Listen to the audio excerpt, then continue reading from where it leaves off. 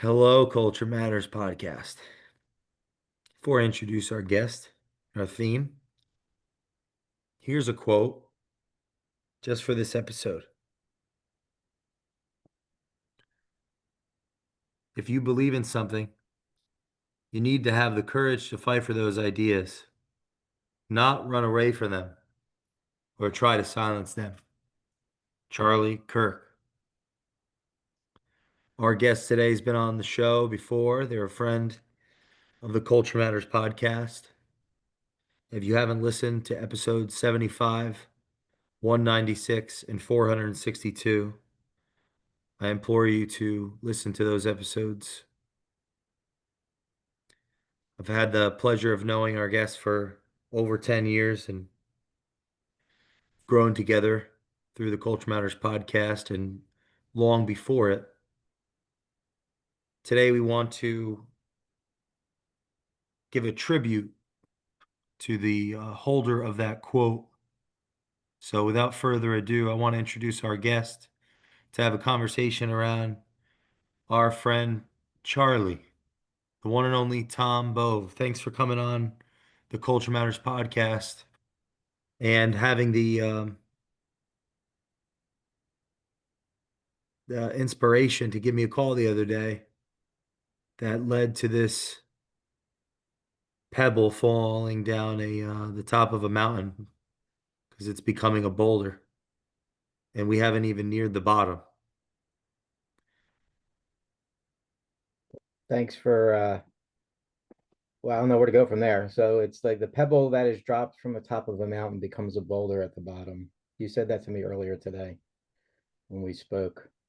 And indeed, um, yeah, that call to you last week, it was an emotional call. I'm still feeling the effects of what happened on September 10th. And I follow Charlie. I listen to him. Um, I just started like seeking him out as opposed to letting him pop up on my feed.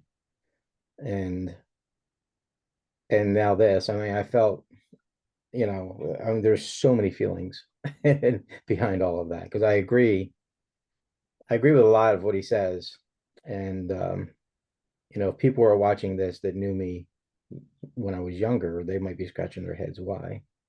When I was younger, I was young and stupid.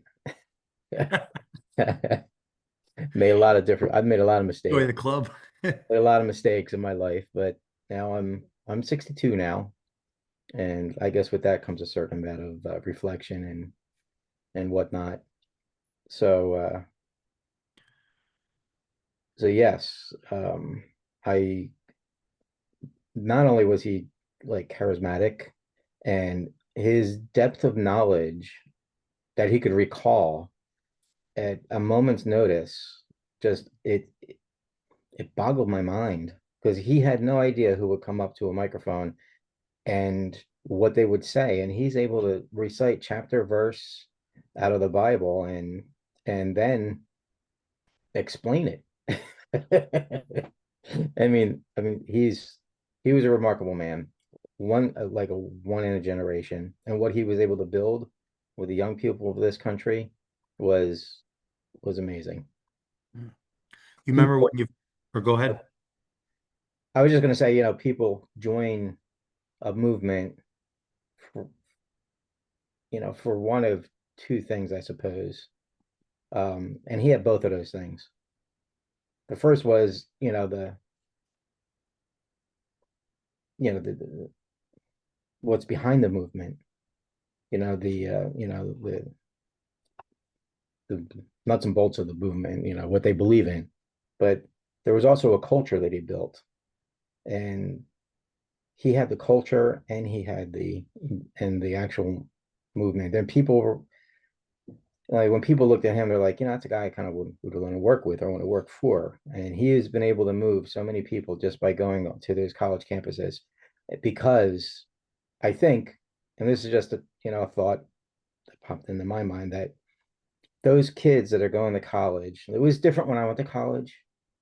It wasn't, they say indoctrination now. It wasn't as left leaning. And I'm trying not to be political here, but the kids in college, I think, are a lot of them have very traditional values that Charlie spoke about. And they were afraid to speak of them because they would be canceled or it would affect their college career or any number of reasons. And they were thirsty, they're hungry for to hear that other the other side. And Charlie, that's what Charlie brought. And I think that's why he might have been so popular because, you know, a lot of these kids that are in college, I mean, they're raised with the same traditional values that Charlie was talking about. When they got to college, it was like a whole different set of values that they were being taught, or not even taught. It was just kind of like overlaid everything. And I think they were hungry to hear some of the stuff that they were maybe raised with.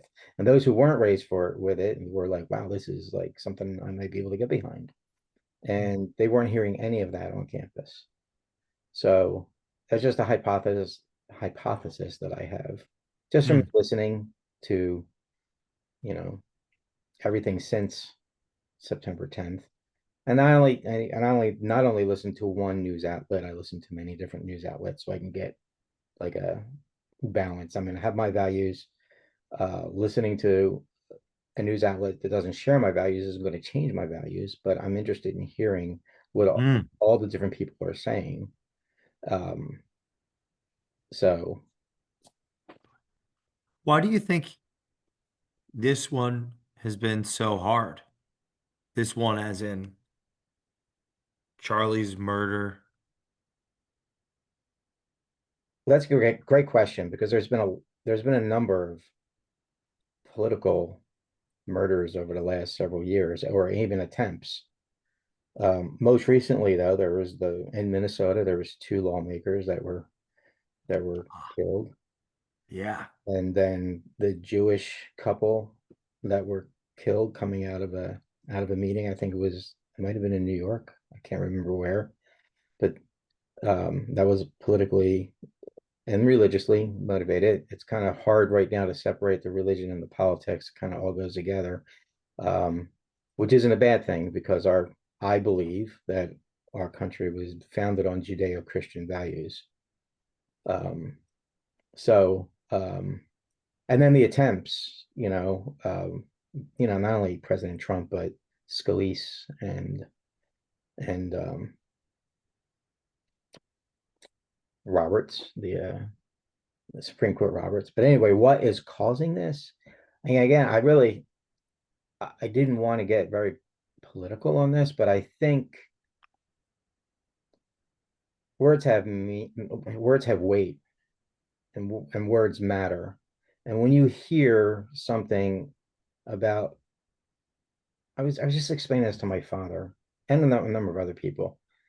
When you hear educated people in the media use words like fascist and um, Hitler, and they dehumanize certain individuals, other people watching this are know that these people are educated. So some of these media people, they come from Harvard. I mean, like they are highly educated, they are highly intelligent. And when other people, perhaps with weaker minds, and hear this over and over and over and over and over again, they feel like these people in the media are educated. They know what they're talking about. It must be true. So I can repeat it or I can act on it. So I honestly think that the rhetoric in our media needs to come down. Um, there's rhetoric on both sides. One side has a little bit more than the other, but there's rhetoric on both sides. You know, uh, and like I said, people, especially younger people that are still learning and whatnot, and they still haven't developed, say, the their world vision and their like what they think the world is and what they think they are. Honestly, they still haven't developed that in their lives. Some people don't develop that until they're very mature. Some do it early on in life. Like you knew exactly what you wanted to do when you were younger. I know that. And Charlie at what, 19 or 18, he knew what his calling was. Not everybody knows that. So the people who don't know that, and I did say people with weaker minds, and that might be harsh, but people who, or individuals who haven't, like I said, developed a worldview or a self view or anything like that, they rely, as we did growing up, we relied on people above us, people older than us, people that are more educated and more intelligent than us to kind of teach us. And we listen to what they say, and we listen and we see what they do. And so I, I think all that has to, people have to take a good look in the mirror and reconcile what they've said over the last several years. Not only people in the media, but people like you and me. I've Mm. said some stupid stuff that I can probably think of. I don't know about you, but and you know, and fortunately, I have a partner in life in Michelle that we're able to call each other out on our crap. And I'm like, you know what, you're right. And she does it to me, I do it to her. And she says I generalize a lot, and I try not to generalize. And I really, when I speak now, I try to really choose my words so I don't generalize. Like I try not to say they. And she was like, who are they? And I'm like, well, them, they, them. And Yeah. just, yeah, be more specific, Tom. And you can't generalize. Not everybody is like that. And so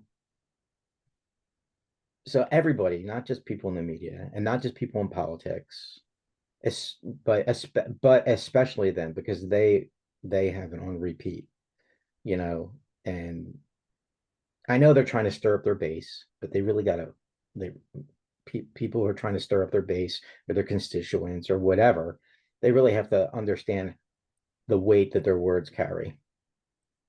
Mm. I hope that Yeah. explained. On what may have led to this, what do you think? Why does it hurt? Why has it hurt so many people? Oh, that was part of the Losing. question as well. Yeah, yeah. Okay, so I think because what Charlie spoke about and what he was so passionate about really resonated with so many people across the country.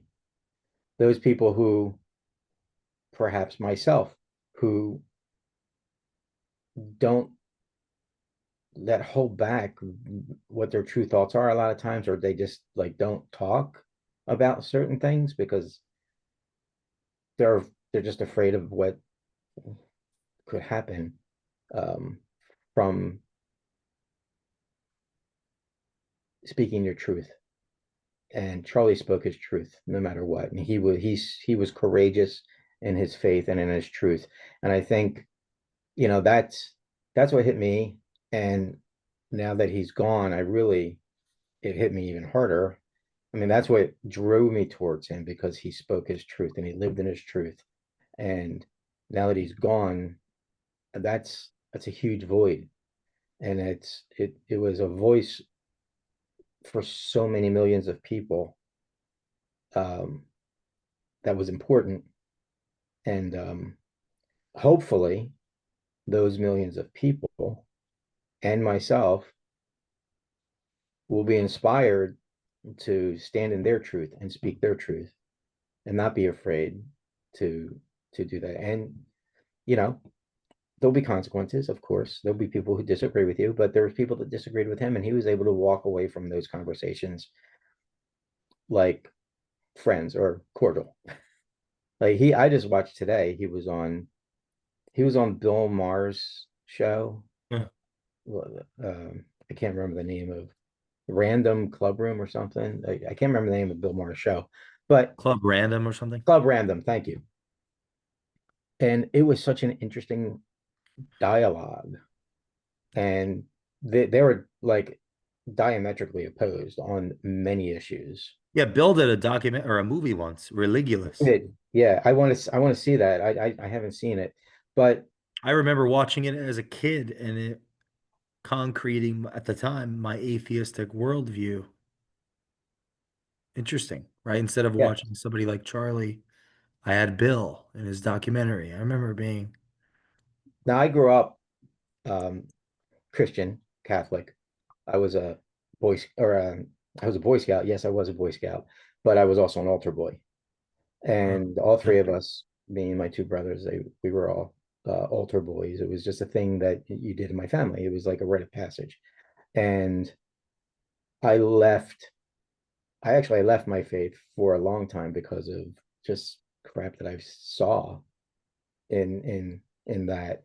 And I was taught high school by nuns and priests as well. I went to a Catholic high school. I went to a Catholic grammar school. I was raised all the way through, you know, just before I went into college. I was like, that was like all Catholic, Christian, you know, religion every day.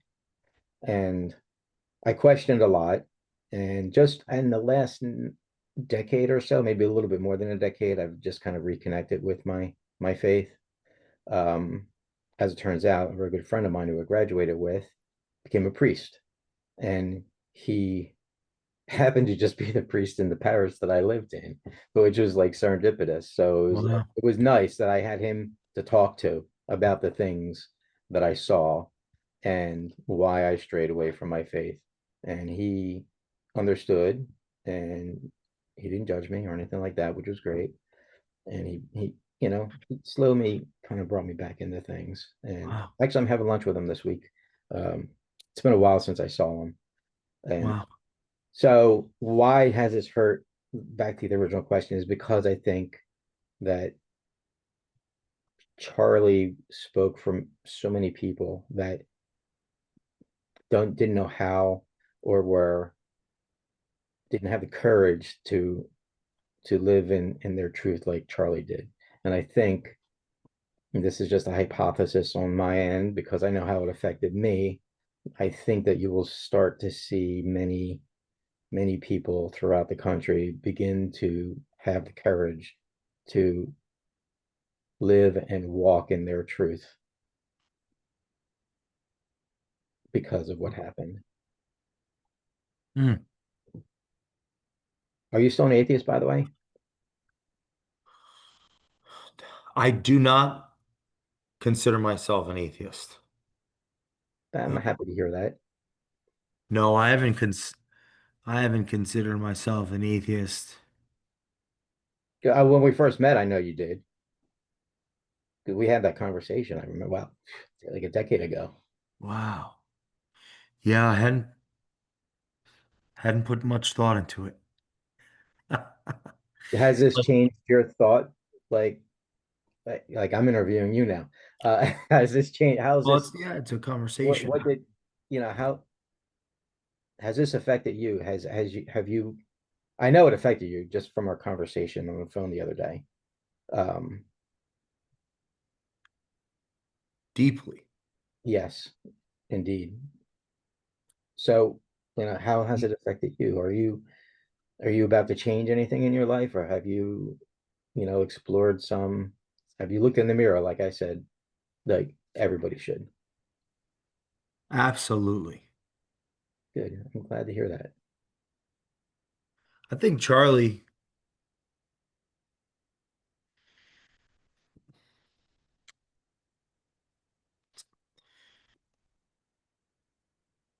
if you believe in something, you need to have the courage to fight for those ideas, not run away from them or try to silence them. Charlie said that. Yeah, it's how you opened up. You know,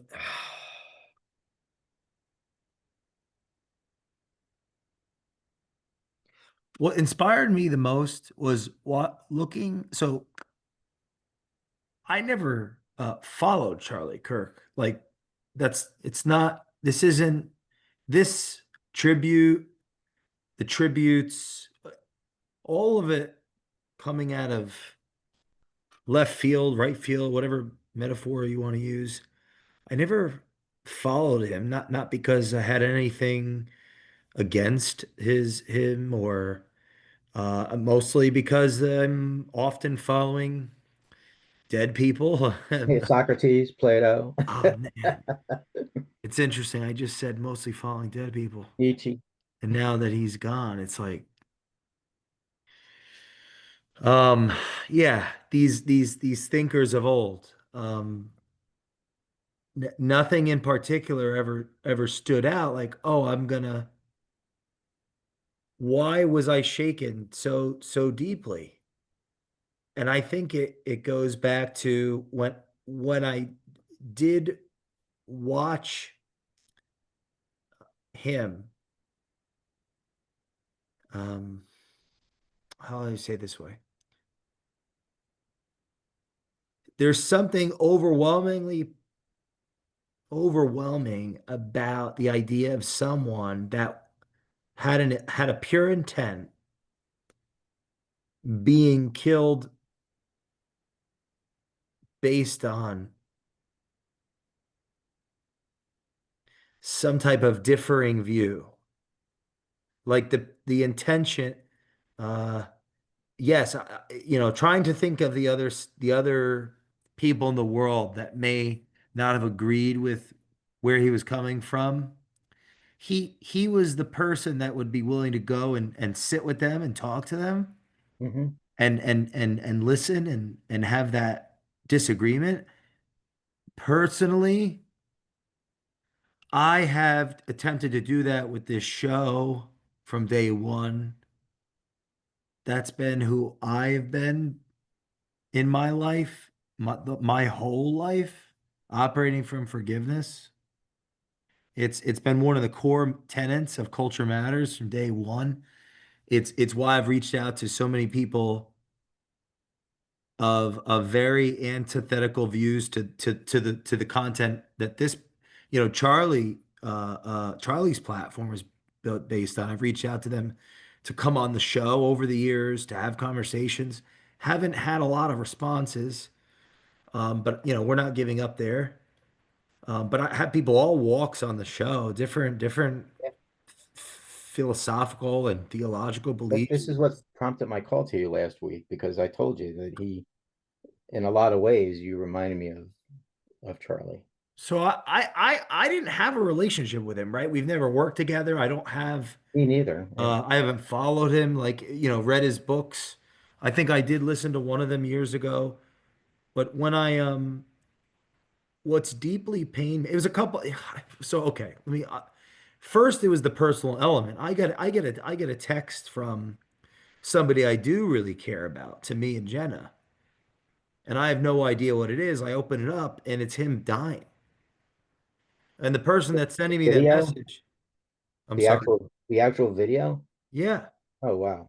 That, And the that person that sent it to me and her, me and my wife, I know that they are in pain sending that to me because they're in his status doing what he does. And I know that they are upset. And I know that they are reaching out to me and my wife because we are stable, steady hands in their life. And I'm immediately upset over that.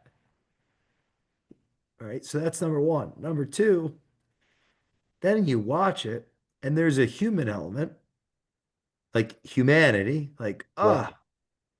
well, that's Dr. Peterson often talks about Christ representing the worst possible occurrence for the most innocent person. This goes back to my feeling around purity. Like if the person is sharing what they think and they're willing to talk to their enemy, they're willing to do that uncomfortable thing.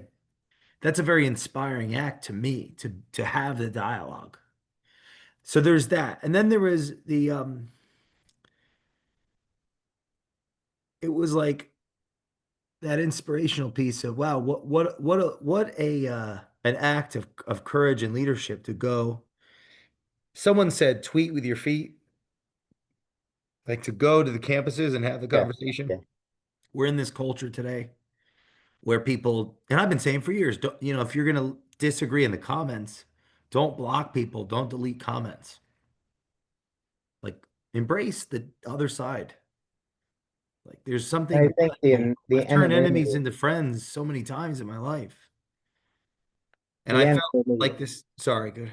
I was just going to say the anonymity of being able to fight with somebody online has em empowered some people, This and is I how I don't want know to say why. it.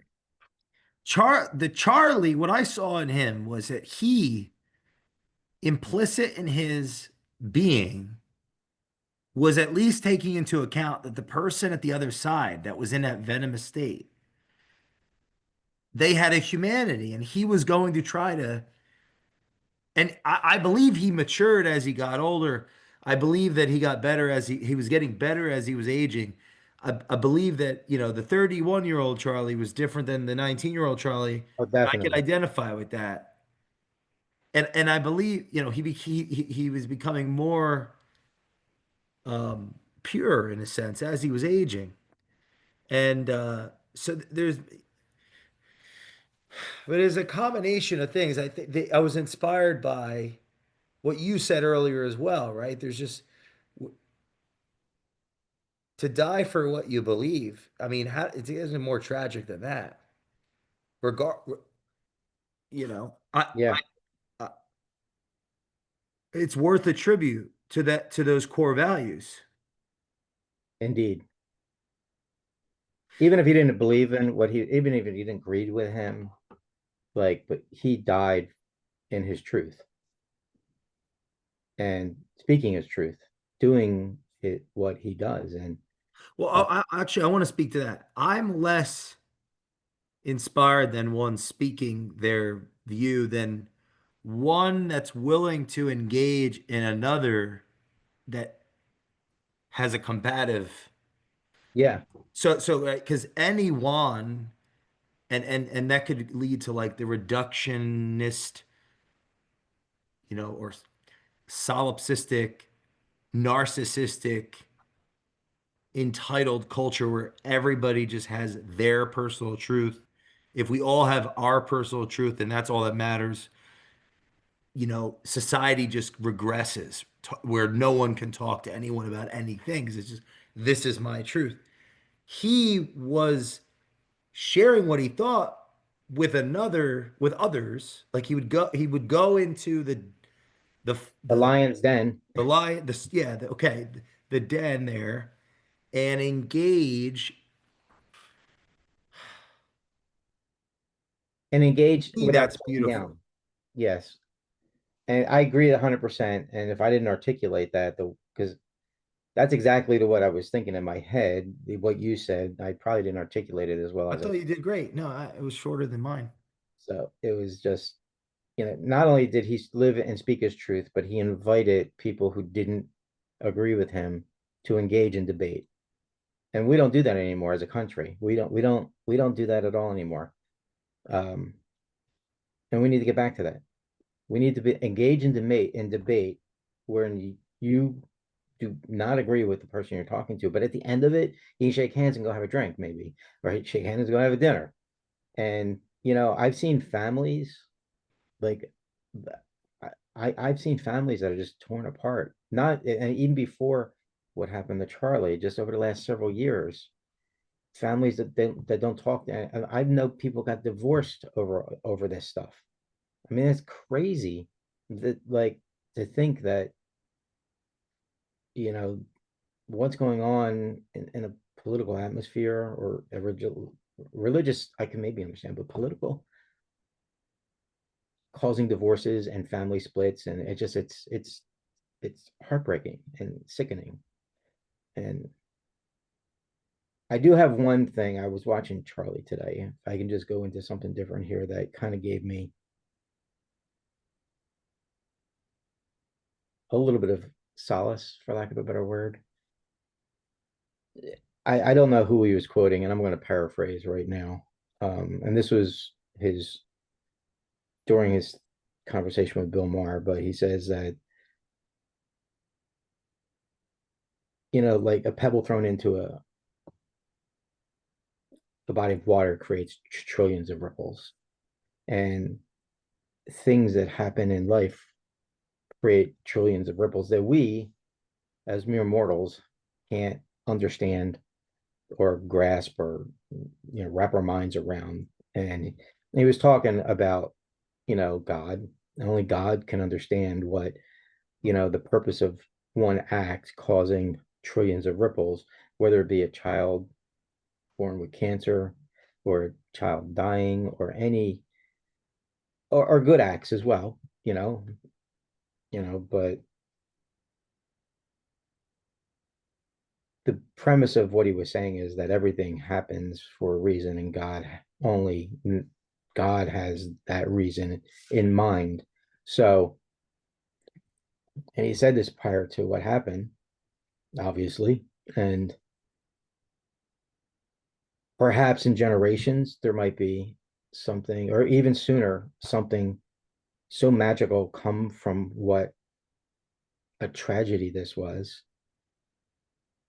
And perhaps we won't be alive to see it. I don't know. Might happen a generation from now. Might be one of his children doing something like so amazing. But he believed that, and he believed that he may never, like, it causes so many ripples, and one of those ripples could be a Hmm. miraculous event. And he said, we might not even be alive to notice that or witness that event, but had it the tragedy not occurred, that event wouldn't have happened. So I'm hoping that Hmm. the trillions of ripples that were caused by this event, one of them might turn out to be a miracle. Hmm. And he said that talking to, and again, I paraphrased. It was, you can go to the Bill Maher and check it out if you want. Um, I so, hope that our listeners channel his willingness to have dialogue pardon me? with others. I hope that our listeners channel his willingness to have dialogue with others and attempt to do. And Newton said, I stand on the shoulders of giants so I could see farther. Yep. Attempt to take that spirit. We grieve for ourselves, not for him. He's in a better place. We grieve Yes. for ourselves the loss of a hero. I hope that our listeners imbue their communities with the acting out of the example that they admired or they looked up to. That goes for me, that goes for you. I hope our listeners channel that pain and use it for something productive, for something creative, for something. I mean, ultimately, we were all entitled. If we have a leader going into conflict for us, then we don't have to. It's like if I'm at home and my parents are working and I live at home, I don't need a job. They're working. I'm eating off their table. He You was in a take, lot of ways a leader for a generation. yeah, you take that person out. Now you take away the entitlement. Now you're accountable to the void. You have Yeah. to be responsible. If our listeners believe in anything, if you take the anchor out, you take the leader out, now the follower has to be a leader. Nietzsche said the pupil that doesn't, um, he who remains nothing but a pupil has let himself and the teacher down. It's time for the followers to to unite, to go out. And I would say, I think there's been talk I've seen, I've even had conversation with people that shared that their perception is that he preached hate. Yeah, that's I crazy. don't see that when I see that he was willing to have the conversations. And I think maybe some of them what they're trying to get at is some of these theories around these esoteric philosophical theories around like the general culture wars. But if the person's intention isn't to be that, you take them for their intention. That he showed up to the conversation. He has differing beliefs. the truth will be revealed in in the relationship, in the relating, in the Yeah. conversations, the bedrock to. So I'm hoping that our listeners can be inspired to show up to the conversation and not take the easy route, not just block people on Facebook, not just delete comments. Because I would argue, that's a much less extreme version of the same thing of what that person decided to do with that gun. We're erasing consciousness when we delete Yeah. comments, delete people. Wow. Yeah. We're erasing consciousness. We're erasing it. We're not putting ourselves in a position to have to have our convictions challenged and rethink and build the exercise the demons in ourselves, build the wherewithal. Now, you asked me about my faith earlier. I, I don't know if any man is strong enough without God to burden all that, all the suffering of other people. Like, you know, I don't know how helpful it is to say like, oh yeah, it's all me. I figured all this out. I read all these books. I did all these things. It seems a bit megalomaniacal or egotistic. That's kind of where I am with my walk in the dark is I'm not I'm definitely not against and I'm not sure and there's a leap in there I think Kierkegaard there's a Like leap in that's why they there. call it faith. Yeah, so I'm hopeful that I'm hopeful at this point. Um Well, there are definitely some things in my Christianity faith that like I don't agree with, or I wouldn't say don't believe. I don't agree with, but for the most part, um, I would say that I was raised Christian, like I said earlier, and and it's good stuff. It's like, um, there's nothing in the Ten Commandments that wouldn't enrich your life. Like if you follow the Ten Commandments, I mean, hmm. it's all good stuff. Um, so um, there was certain periods of Christian history that were dark, and so I mean, and it's man, and we're all men, and none of us are perfect, men and women. So um, I want to acknowledge Charlie for a second. I learned some things. Yeah, so he some interesting, I guess at a very he was like early on in his school studies, he felt as though the school was underemphasizing some of the value, some of the inspiration of our culture and the is mark this that it's like college or high school or like middle school, high middle school. school? Wow. That story started young, like recognizing if you look at his hero's arc, it was in, you know, early adolescence. His parents were pretty patriotic. One Hmm. was an architect, his father. His mother was a trader, actually, in Chicago, like a stock, Yeah. and then went into the mental health profession. That they were patriotic, and somewhere along the way, he had more of an intuition or a recognition that the schools were underemphasizing some of the beauty in our founding that's led to many of these liberal, uh, Yeah. progressive, changes to our society that have created more equality of opportunity for people. And it seemed to be that at a very young age, he followed his intuition on that. I think that's something to pinpoint here for our listeners is like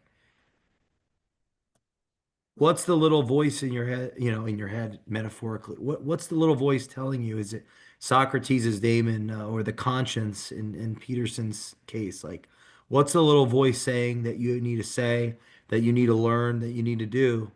Because it seemed like this young little boy had an inkling towards that. The West Point reject. Yep. He was going to, essentially start a group that would create opportunity for younger people to think outside of the norm in these institutions. The norm being uh,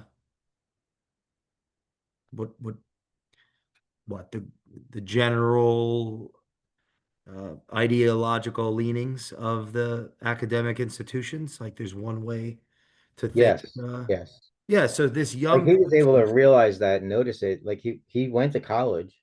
Like I think he went a semester, maybe yeah. a year, and he realized that he, I guess he didn't realize it then. I guess he realized it sooner than that in middle school and high school, and then it was just continuation in college, and he was like, this isn't good. And he found his calling. And I want to say he's survived by a son and daughter. I think he got married in 2021 and he had his kid last year, his son and his daughter in 2022. His wife was Miss Arizona in 2012. I thought that was fascinating. I didn't know that. She Yeah, seems like a powerhouse. Reminds me of like Alexander Hamilton's wife, who ended up like writing, finishing his life essentially, spending, if you look into Alexander Hamilton, he wrote 55 of the Federalist Papers and died in a duel from Burr.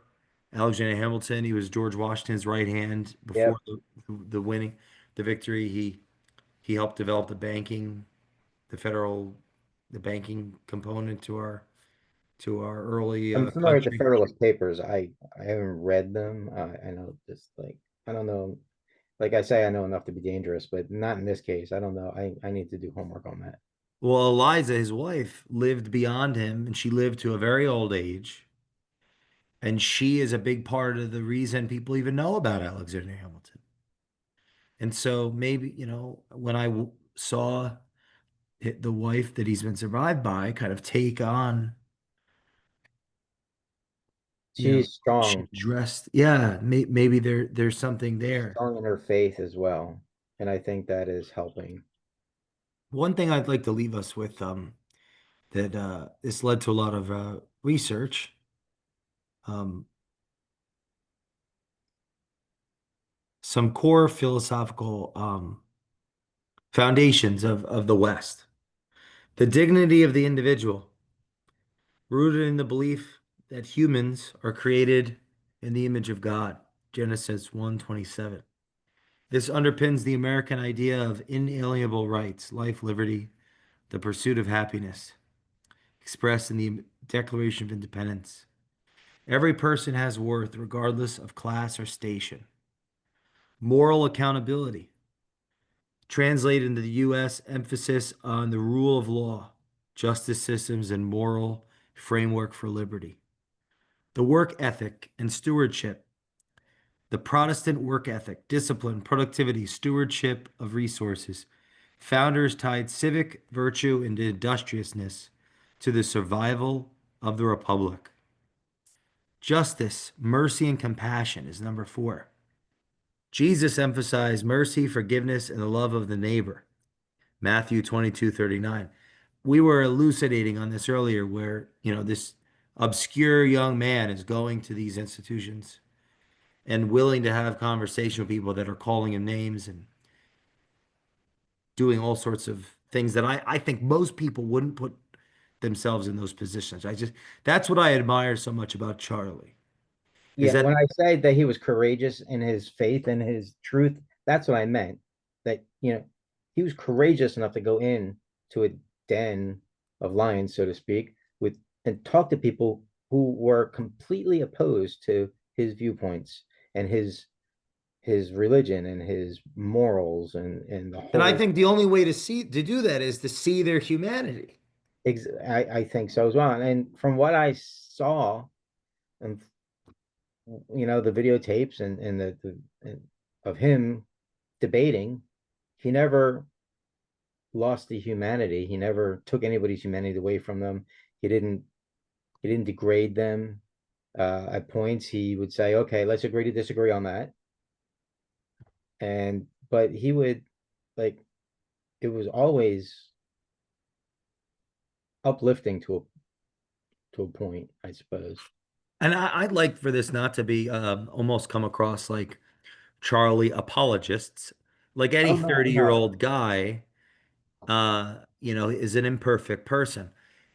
That being said, the guy free I watched a video of him being assassinated. Like, I'm not going to describe what I saw. The point is, that is, I don't think the penalty in our culture, if we want to keep our culture, I don't think that is the solution to having differing views of his content. It doesn't seem like the right. It's not. It's not even close to being the right thing. How do we function as a society, as a culture, everyone loses. It's not right. So that's why this tribute matters. And Tom, I really appreciate your courage, willing to come on as my first guest on this topic at hand that we're going to be exploring. Because frankly, I think it's fundamental to the bedrock of what Culture Matters has always been about, which is culture matters. It's Yeah. something to pay attention to look at, to talk about, to think through, and to figure it out as Not because the only vision culture of and businesses, but culture in America. I think it's like the vision of the Culture Matters podcast is that openness, we're focused on creating the future. Like, because the purpose is to uncover the genius of our guests with the goal to make curiosity cool.